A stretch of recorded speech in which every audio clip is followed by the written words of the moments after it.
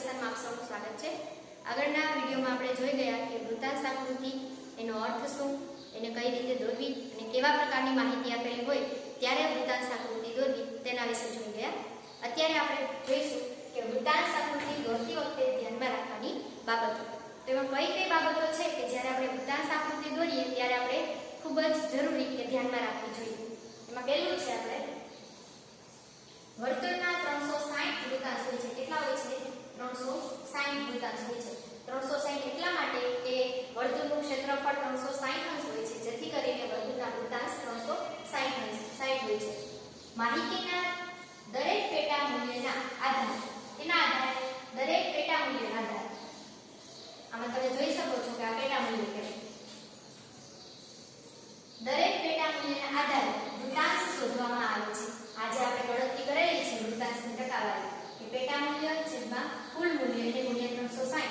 તો આ જે પેટા મૂલ્ય આપેલું છે તેના આધારે આપણે વૃત્તાંશની ટકાવારી શોધવાની થતી હોય છે। તો માહિતીના દરેક પેટા મૂલ્યના આધારે વૃત્તાંશ શોધવામાં આવે છે અને દરેક પેટા વિભાગના વૃત્તાંશનો સરવાળો 360 અંશ થવો જોઈએ। આપણે આમાં જોઈ શકીએ છીએ કે આ ટકાવારી ખર્ચ આપેલું છે, પેટા મૂલ્ય કહેવાય, બરાબર?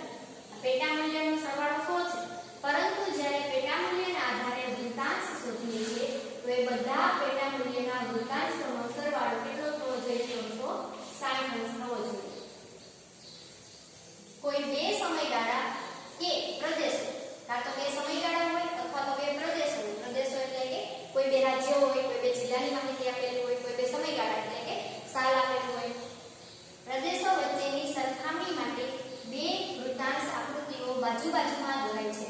એટલે કે જ્યારે બે સમયગાળા હોય કે બે પ્રદેશો વચ્ચેની જ્યારે સરખામણી કરવાની થતી હોય ત્યારે જુદા જુદા બે વર્તુળ એટલે કે બે વૃત્તાંશ આકૃતિઓ દોરવામાં આવે છે। એમાં પણ કુલ મૂલ્યના આધારે જે તે વર્તુળ દોરાય છે।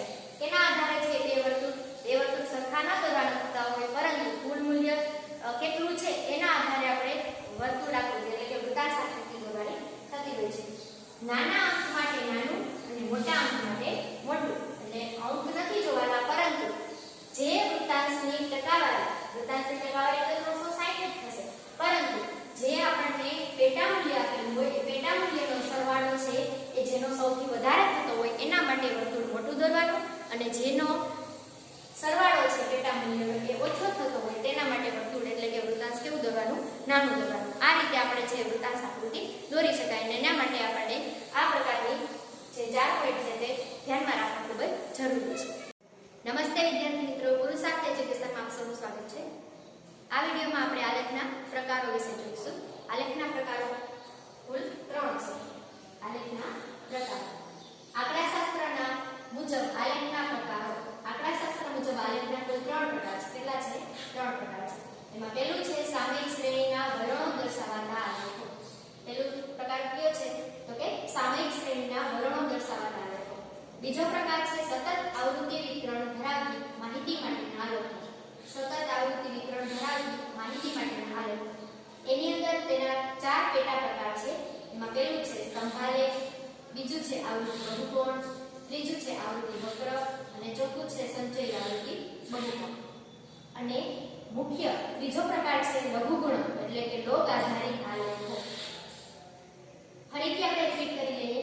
પહેલો પ્રકાર છે તો કે સામયિક શ્રેણીના વલણો દર્શાવતા આલેખો, બીજો મુખ્ય પ્રકાર છે સતત આવૃત્તિ વિતરણ ધરાવતી માહિતી માટેના આલેખો, અને ત્રીજો પ્રકાર છે લઘુગુણક એટલે કે લોગ આધારિત આલેખો। એમાં જે બીજો પ્રકાર છે સતત આવૃત્તિ વિતરણ ધરાવતી માહિતી માટેના આલેખો તેના 4 પેટા પ્રકાર પડે છે: સ્તંભાલેખ, આવૃત્તિ બહુકોણ, આવૃત્તિ વક્ર અને સંચય આવૃત્તિ બહુકોણ। એમાંથી આપણે માત્ર એક એટલે કે સામયિક શ્રેણીના વલણો દર્શાવતા આલેખો છે જે અભ્યાસક્રમમાં આપણને આપેલું છે તે વિશે અભ્યાસ કરીએ।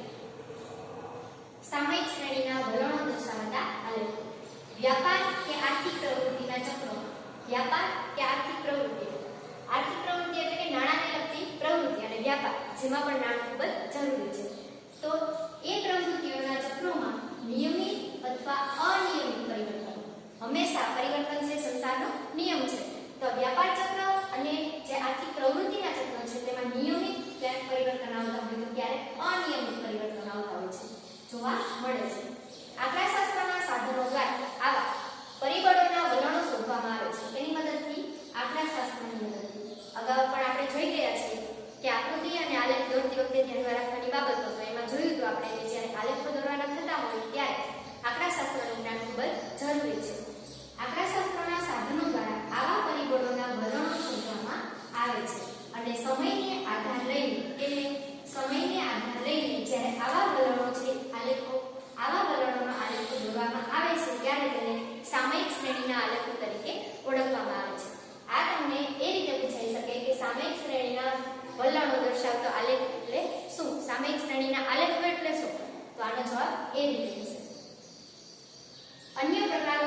આપણા અભ્યાસક્રમમાં નથી, જેથી કરીને એટલે કે જે આપણે 3 પ્રકારના જોયા હતા તેમાંથી આ માત્ર ને માત્ર પહેલો પ્રકાર છે જે અભ્યાસક્રમમાં આપેલો છે, જેથી કરીને પાઠ્યપુસ્તકમાં છે, બાકીના પ્રકારો આપણા અભ્યાસક્રમમાં નથી, તેથી પાઠ્યપુસ્તકમાં નથી.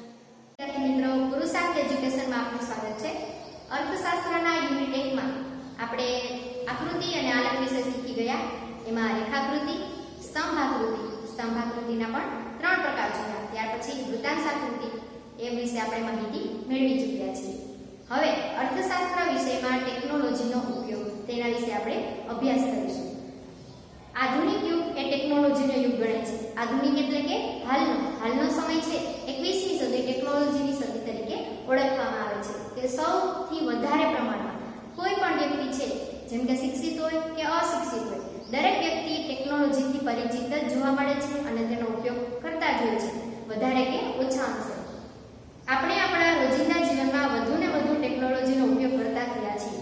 એટલે કે આપણે છે એ દરરોજની જે ક્રિયાઓ છે, કાર્ય છે, તેમાં સૌથી વધારે આપણે ટેકનોલોજીનો ઉપયોગ કરતા થયા છીએ. એકબીજા સાથે સંપર્કમાં રહેવા, જેમ કે કોઈ પણ વ્યક્તિ છે જે તમારા નાનપણના છે મિત્ર હોય, જે હાલના સમયમાં તમને ખ્યાલ ન હોય કે ક્યાં છે, શું કરે છે, તો અત્યારે તો બધા જ વ્યક્તિઓ જેમ કે વોટ્સએપ છે, ઇન્સ્ટાગ્રામ, ફેસબુક આવી એપ્લિકેશનના લીધે છે તમે તમારા મિત્રને છે એ તેની સાથે સંપર્કમાં રહી શકો છો, તેની સાથે વાતચીત કરી શકો છો, તેના ઘરે ગયા વગર પણ. ચલચિત્રોની ટિકિટો બુક કરાવવા, એટલે કે મૂવીની ટિકિટો બુક કરાવવા આપણે સિનેમા ઘરે સુધી જવું નથી પડતું. હાલ આપણે મોબાઈલમાંથી ઓનલાઈન પર ટિકિટ બુક કરાવી શકીએ છીએ. ગીતો સાંભળવા, કોઈ પણ જૂના મૂવીના હોય કે પછી નવા મૂવીના હોય, ગીતો સાંભળવા માટે પણ આપણે ટેકનોલોજીનો ઉપયોગ કરતા હોઈએ છીએ. ડ્રાઇવિંગ કરતી વખતે રસ્તો શોધવા, ઘણી વખત અજાણ્યા શહેરમાં આપણે ગયા હોઈએ, આપણે રસ્તાનો ખ્યાલ ન હોય તો મેપની અંદર છે એ ડાયરેક્શન આપણને બતાવતા હોય છે, જેથી કરીને આપણે કોઈ પણ રસ્તો છે, જેમ કે આપણે લેફ્ટ જવાનું હોય અને રાઈટ જઈએ તો પણ આપણે ગૂગલ મેપ છે તે આપણને જાણ કરે છે. તો આવી રીતે રસ્તો શોધવા માટે પણ ટેકનોલોજીનો ઉપયોગ થાય છે. બિલો ભરવા વગેરે માટે ટેકનોલોજીનો ઉપયોગ કરીએ છીએ. અત્યારે ઘરે બેઠા છે એ કોઈ પણ જો સ્કૂલની ફી ભરવાની થતી હોય અથવા તો લાઇટ બિલ, પાણીનું, ગેસનું કોઈ પણ બિલ ભરવાનું થતું હોય તો ઓનલાઈન આપણે કરી શકીએ છીએ. આ જ રીતે ટેકનોલોજીનો ઉપયોગ શિક્ષણમાં પણ કરીએ છીએ. શિક્ષણમાં પણ ટેકનોલોજીનો ઉપયોગ કરીએ છીએ. હાલ જ જે COVID-19ને કારણે છે કે શાળા કોલેજો બંધ છે, તો શાળા કોલેજોના અભ્યાસક્રમો ઘણી સ્કૂલો દ્વારા ઓનલાઈન ચાલુ થયેલા જ છે અને વિદ્યાર્થીઓ તેનો માર્ગદર્શન એટલે કે વિદ્યાર્થીઓ છે ઓનલાઈન ભણે જ છે, બરાબર. તો અભ્યાસક્રમમાં પણ ટેકનોલોજીનો ઘણો બધો ઉપયોગ જોવા મળે છે. અર્થશાસ્ત્ર જીવન જીવવાની કળા અને વિજ્ઞાન અંગેનું શાસ્ત્ર છે અને માનવ જીવન દરેક સમયે બદલાતું રહે છે. માણસનું જીવન છે એ દરેક સમયે કંઈક ને કંઈક નવું એમાં ઉમેરાતું જાય છે, એટલે કે માનવ જીવન દરેક સમયે બદલાતું રહે છે. માટે સામાન્ય પ્રજાએ તથા નિષ્ણાતોએ પોતાની જાતને હંમેશા નવા પરિવર્તનોથી માહિતગાર રાખવા પડે છે અને તે માટે માનવીને ટેકનોલોજી ખૂબ મદદરૂપ સાબિત થાય છે. એટલે કે સામાન્ય પ્રજા હોય કે પછી કોઈ પણ પ્રકારનો નિષ્ણાત હોય, એ દરેક વ્યક્તિએ છે એ કંઈક ને કંઈક નવું શીખવું પડે છે અને તેનાથી તેને માહિતગાર રહેવું પડે છે.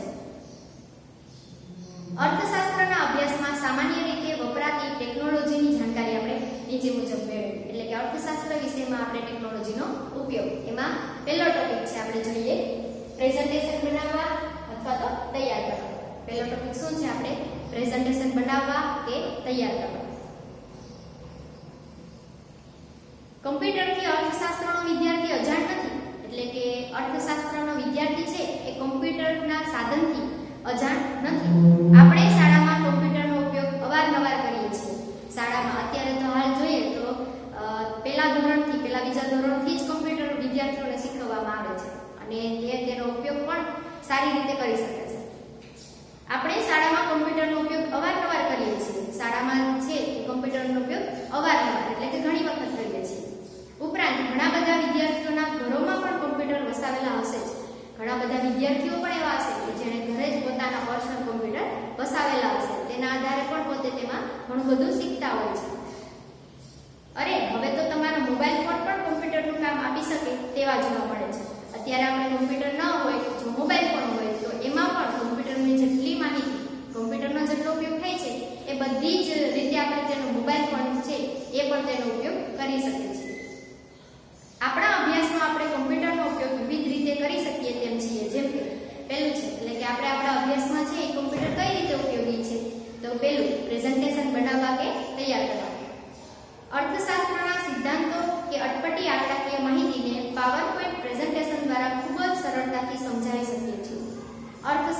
સિદ્ધાંતો કે પછી અટપટી આંકડાકીય માહિતી, અર્થશાસ્ત્રના કોઈ પણ પ્રકારના સિદ્ધાંતો હોય કે જે તમને અઘરા લાગતા હોય તો એ અથવા તો આંકડાકીય અટપટી આંકડાકીય માહિતી.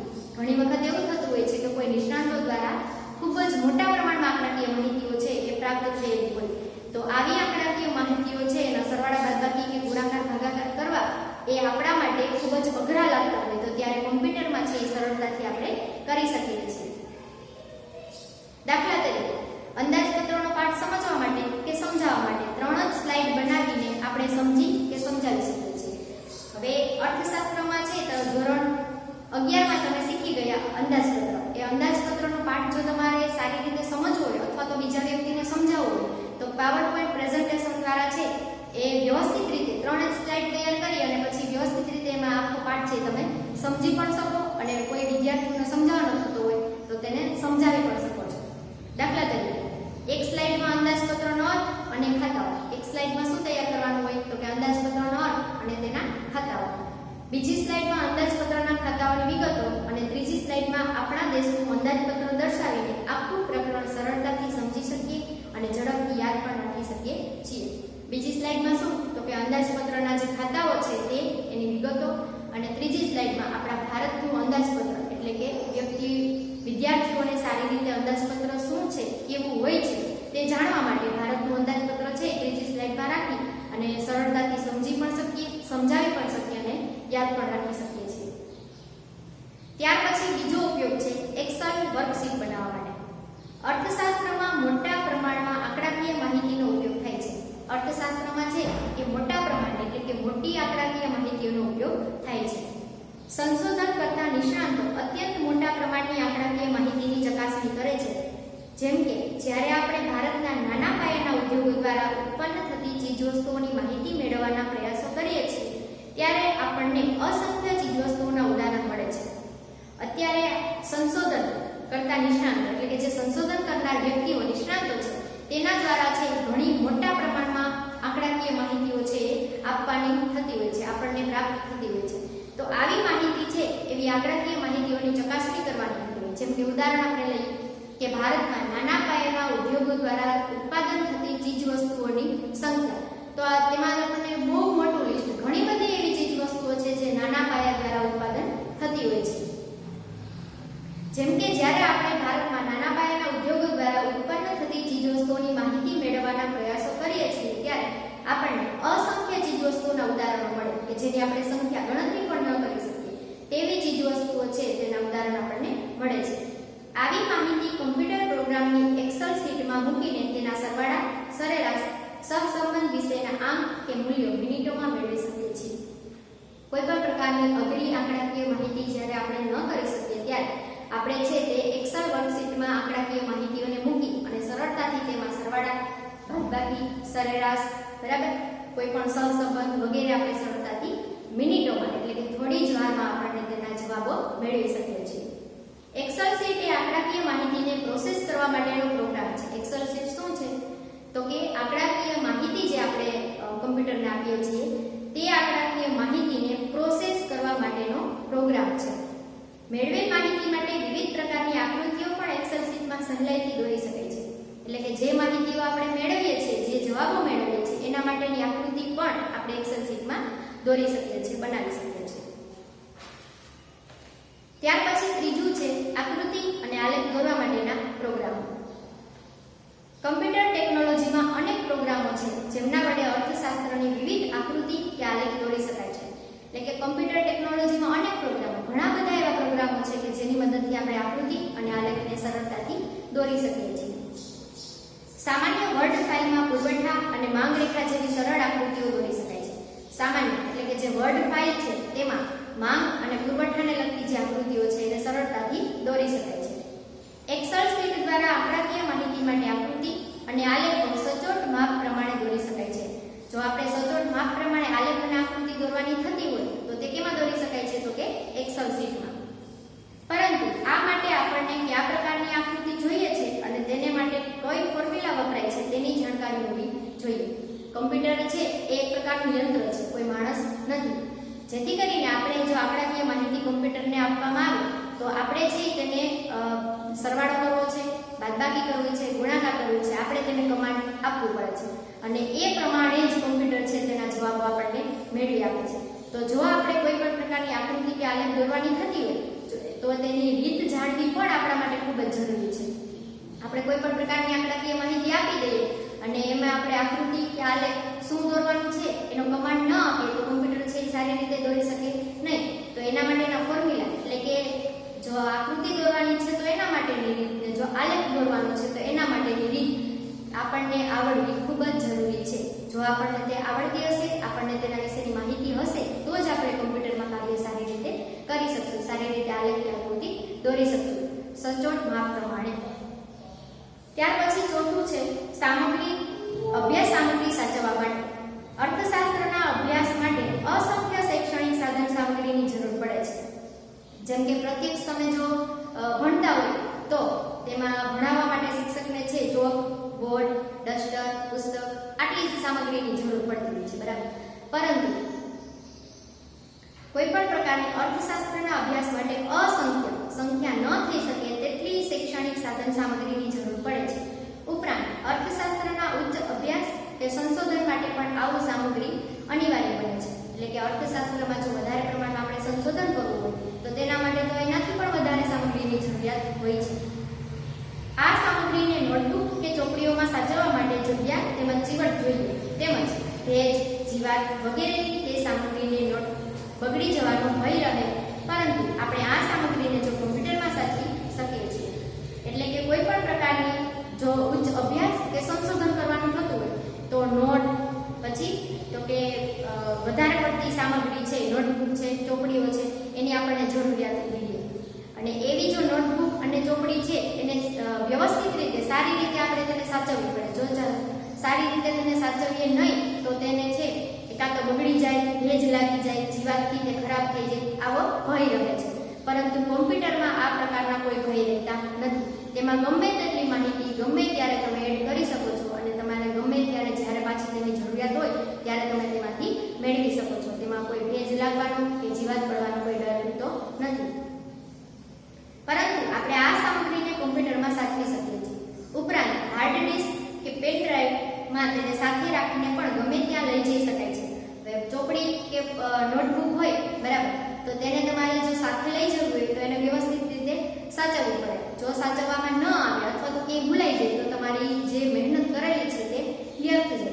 પરંતુ જો તમે કોઈ પણ પ્રકારની માહિતી હોય અથવા તો પુસ્તક હોય એ આખી પુસ્તક જો તમે પેનડ્રાઈવમાં કે હાર્ડ ડિસ્કમાં છે સેવ કરી રાખો અને તે પેનડ્રાઈવ કે હાર્ડ ડિસ્ક માત્ર છે તમે તમારા પોકેટની અંદર પણ સમાઈ શકે અને તમે તેને ઈચ્છો ત્યાં એટલે કે ગમે ત્યાં તેને લઈ જઈ શકો છો અને ત્યાંથી તમે તેની માહિતી મેળવી શકો છો. ઈમેલમાં સાચવીને દુનિયાના કોઈ પણ ખૂણે બેસીને તેને વાંચી શકીએ. એટલે કે ઈમેલમાં આપણે સાચવી કોઈ પણ માહિતીને જો ઈમેલમાં સેવ કરી દેવામાં આવે તો દુનિયાના કોઈ પણ ખૂણે તમે જાઓ અને ત્યાંથી જો તમારે માહિતી જોઈતી હોય તો તમે ઈમેલમાંથી પાછી મેળવી શકો છો. વ્યવસ્થિત રીતે અને સારી રીતે તમે તેમાંથી શોધી શકો છો. આમ આજીવન આપણા અભ્યાસની સામગ્રીને સાચવી શકીએ છીએ. એટલે કે વ્યક્તિ જીવે ત્યાં સુધી પોતાની સામગ્રીને કોમ્પ્યુટરમાં સારી રીતે સાચવી શકે છે. આજના સમયમાં Dropbox, Google drive, digital locker વગેરે વ્યવસ્થા પણ ઉપલબ્ધ છે. કઈ કઈ વ્યવસ્થા ઉપલબ્ધ છે તો કે ડ્રોપબોક્સ, ગૂગલ ડ્રાઈવ અને ડિજિટલ લોકર. આ સુવિધા તમારે કોમ્પ્યુટર અથવા તો ફોનમાં ઉપલબ્ધ હોય જ છે, જેમાં તમે તમારી માહિતીને સાચવી શકો છો. ત્યાર પછી પાંચમું છે અન્ય સાધનો. આંકડાશાસ્ત્રના એડવાન્સ પ્રોગ્રામ જેવા કે SPSS, SHAZM, eViews, SAS વગેરે અસંખ્ય માહિતી માટે આંકડાકીય ગણતરીઓ કરે છે. આ એક પ્રકારના જે પ્રોગ્રામ છે, જે પ્રોગ્રામના આધારે આપણે જે આંકડાકીય માહિતીઓની આપણે વ્યક્તિ ગણતરી ન કરી શકે તેટલા મોટા આંકડાઓની ગણતરી આ પ્રોગ્રામની અંદર સારી રીતે અને સચોટ અને એકદમ થોડીક જ મિનિટમાં એટલે કે સમયનો બગાડ કર્યા વગર વ્યવસ્થિત રીતે તેમાં ગણતરીઓ છે સરળતાથી થઈ શકે છે. એના માટેના એપ્લિકેશન છે, બરાબર. પરંતુ આવા પ્રોગ્રામો બજારમાં ખૂબ જ ઊંચી કિંમતે મળે છે. આવા પ્રોગ્રામો જો બજારમાં ખરીદવા જઈએ તો ખૂબ જ ઊંચી કિંમતે છે આવા પ્રોગ્રામો મળે છે. આવા સાધનો સંશોધન કરનાર સંસ્થાઓ ખરીદીને ઉપયોગમાં લે છે. એટલે કે આવા પ્રોગ્રામો છે કોણ ઉપયોગમાં લે છે તો કે સંશોધન કરનાર વ્યક્તિઓ છે તેને બજારમાંથી ખરીદી અને તેનો ઉપયોગ કરતા હોય છે. કારણ કે એ નિષ્ણાતો પાસે આંકડાકીય ખૂબ જ મોટા પ્રમાણમાં હોય અને તેને પ્રોસેસ એટલે કે એના સરવાળા બાદબાકી કે કોઈ પણ પ્રકારના જ્યારે એને સંશોધન કરતા હોય ત્યારે ગણતરીઓની જરૂરિયાત હોય ત્યારે ગણતરીઓ છે એને કમ્પ્યુટરની મદદથી કરવાની થતી હોય છે. એટલા માટે આવા પ્રોગ્રામોને તે બજારમાંથી ખરીદી અને પછી તેનો ઉપયોગ કરતા હોય છે. પરંતુ કેટલાક સોફ્ટવેર વિનામૂલ્યે ઇન્ટરનેટ પરથી પ્રાપ્ત થઈ શકે છે, જેવા કે GRETL, PS, PEP અને R વગેરે. અમુક પ્રોગ્રામો એવા પણ છે કે જે વિનામૂલ્યે એટલે કે કોઈ પણ કિંમત ચૂકવ્યા વગર તમને ગૂગલમાંથી છે વ્યવસ્થિત રીતે તમે ફ્રીમાં મેળવી શકો છો અને તેનો ઉપયોગ કરી શકો છો. આ બધા પ્રોગ્રામ કેના માટે છે? તો કે અત્યંત મોટા આંકડાઓની ગણતરીઓ કરવા માટેના પ્રોગ્રામ છે. આજના યુગમાં કોમ્પ્યુટરના મોટા ભાગના બધા જ કાર્યો ટેબ્લેટ કે મોબાઈલ ફોન દ્વારા પણ થઈ શકે છે. અત્યારે તો કોમ્પ્યુટરની પણ આવશ્યકતા રહેતી નથી. કોમ્પ્યુટરની ગરજ પણ સારે છે. કમ્પ્યુટરના અથવામાં કાં તો લેપટોપ અથવા તો મોબાઈલ ફોન એમાં પણ કોમ્પ્યુટર જેટલી બધી જ સુવિધાઓ આપણને સરળતાથી મળી રહે છે અને કમ્પ્યુટરની જગ્યાએ આપણે કેનો ઉપયોગ કરી શકીએ છીએ? ટેબ્લેટ, મોબાઈલ કે લેપટોપનો ઉપયોગ કરી શકીએ છીએ. ફરીથી આપણે રિપીટ કરીએ. અર્થશાસ્ત્રમાં અભ્યાસ ટેકનોલોજીનો ઉપયોગ. પહેલું છે પ્રેઝન્ટેશન બનાવવા કે તૈયાર કરવા, બીજું છે એક્સેલ વર્કશીટ, ત્રીજું આકૃતિ અને આલેખન દોરવા માટેના પ્રોગ્રામો, ચોથું છે અભ્યાસ સામગ્રી સાચવવા માટે અને પાંચમું છે અન્ય સાધનો. મિત્રો, તમને આ પ્રશ્ન છે એ 2 કે 3 ગુણમાં પૂછાઈ શકે છે કે અર્થશાસ્ત્રના અભ્યાસમાં ટેકનોલોજીનો ઉપયોગ. ત્યાર પછી આપણે જોઈશું કમ્પ્યુટર ટેકનોલોજીના ઉપયોગ અંગેના ભયસ્થાન. હવે કોઈ પણ સાધન હોય કે કોઈ પણ યંત્ર હોય, બરાબર, તો એના જેવી રીતે ફાયદાઓ હોય છે એવી રીતે એના ગેરફાયદાઓ પણ જોવા મળે છે. એટલે કે પોઝિટિવ પોઈન્ટ હોય અને નેગેટિવ પણ પોઈન્ટ હોય છે, બરાબર. તો અર્થશાસ્ત્રના અભ્યાસમાં ટેકનોલોજીનો ઉપયોગ તો જોયો, પરંતુ કમ્પ્યુટર ટેકનોલોજીના ઉપયોગ અંગેના ભયસ્થાનો કે કમ્પ્યુટરનો ઉપયોગ કરીએ છીએ તો આપણને કયા પ્રકારના ભયસ્થાનો છે રહેલા છે તેના વિશે જોઈએ આપણે. કમ્પ્યુટર એક યંત્ર કે સાધન છે અને તે અભ્યાસ સામગ્રી નથી. કમ્પ્યુટર છે શું છે? યંત્ર કે સાધન છે. એ ઓટોમેટિક ચાલતું નથી. એને ચલાવવા માટે કોઈ વ્યક્તિની જરૂર પડે છે અને કમાન્ડ આપવા માટે કોઈ વ્યક્તિની જરૂર પડે છે. એમાં પ્રોગ્રામો સેટ કરવા માટે પણ વ્યક્તિની જરૂર પડે છે. એટલા માટે યંત્ર કે સાધન છે અને તે અભ્યાસ સામગ્રી નથી. એટલે કે અભ્યાસ કરવા માટેનો એક ભાગ નથી, બરાબર. તે અભ્યાસની પ્રક્રિયા સરળ કરવામાં મદદ કરે છે. અભ્યાસનો એક ભાગ નથી. જેમ કે તમારે અભ્યાસ કરવો છે, ધોરણ 12 તમારે અર્થશાસ્ત્રનો અભ્યાસ કરવો છે, તો માત્ર કમ્પ્યુટર લઈ લેવાથી જે અર્થશાસ્ત્ર તમને આવડી જવાનું નથી, બરાબર. તેના માટે પુસ્તક આવશ્યક છે અને છે, બરાબર. એટલે તે અભ્યાસની પ્રક્રિયા સરળ કરવામાં મદદ કરે છે. જેમ કે કોઈ મોટા પ્રકારના આંકડા હોય, આંકડાકીય માહિતી હોય, તો એના સરવાળા બાદબાકી કે ગુણાકાર ભાગાકાર કરવાના થતા હોય, તો આવી ક્રિયાઓ માટે કમ્પ્યુટર છે એ મિનિટોમાં જ જવાબ તમને આપી દેશે. એટલે એના અભ્યાસક્રમને સરળ બનાવવામાં છે કમ્પ્યુટર ઉપયોગી છે, નહીં કે અભ્યાસ કરવા માટે. તેનો ઉપયોગ જ્ઞાન કે અભ્યાસની અવેજીમાં થઈ શકે નહીં. તમને તેમાંથી જ્ઞાન કે કોઈ પણ અભ્યાસના અવેજીમાં, અવેજી એટલે શું? તો કે એના બદલામાં. હવે માનો કે તમારે 12મું ધોરણ છે, શાળાએ જઈને ન ભણવું હોય તો કમ્પ્યુટરની મદદથી ભણી શકો, પરંતુ શાળાએ તો જવું ફરજિયાત જ છે, બરાબર. એના બદલામાં તમે ઘરે બેઠા છે માત્ર કમ્પ્યુટર ઉપર છે તમે 12મું ધોરણ છે એ વ્યવસ્થિત રીતે ભણી ન શકો, એની અવેજી નથી, એના બદલામાં નથી. તો તમારે શાળાએ જવું હોય તો જવાનું, અથવા તો તમે કમ્પ્યુટર ઉપર ભણીને પણ, બરાબર, ભણી શકો. તો એની અવેજી નથી, પરંતુ કોઈ પણ અભ્યાસને સરળ બનાવવા માટે મદદરૂપ થતું સાધન છે, યંત્ર છે. ઉપરાંત આપણને કમ્પ્યુટરના પ્રોગ્રામ અંગેની જાણકારી ન હોય તો આપણે ખોટી આકૃતિ કે આલેખ, ખોટી સરેરાશ વગેરે મેળવીને મુશ્કેલીમાં મુકાઈએ છીએ. જો આપણને કમ્પ્યુટરનું જ્ઞાન હોય તો જ આપણે તેનો સારી રીતે અને યોગ્ય ઉપયોગ કરી શકીએ. જો કમ્પ્યુટરનું જ્ઞાન ન હોય, બરાબર, અને જો આપણે કોઈ પણ પ્રકારની આંકડાકીય માહિતીઓનો જો જવાબ જોઈતા હોય તો ઘણી વખત છે એનું જ્ઞાન ન હોવાને કારણે ખોટી આંકડાકીય માહિતીઓના ખોટા જવાબો પણ આપણને મળતા હોય છે અને ખોટા જવાબોને કારણે ઘણી વખત મુશ્કેલીમાં પણ મુકાતા હોઈએ છીએ, બરાબર. ઘણી વખત કમ્પ્યુટરમાં મટીરીયલ ખોટી જગ્યાએ સેવ કરી હોય તો તેમાંથી ડિલીટ થઈ શકે છે. ઘણી વખત એવું પણ થતું હોય છે કે આપણે કમ્પ્યુટરનો આપણે એટલો બધો ઉપયોગ ન કરતા હોય અથવા તો આપણે તેના વિશેની માહિતી ન હોય, તો જેના કારણે માહિતી છે ખોટી જગ્યાએ જો સેવ થઈ ગઈ હોય તો એમાંથી ડિલીટ થઈ જવાનો પણ આપણને ભય રહે છે. તો આ હતા કમ્પ્યુટરના ભય સ્થાનો.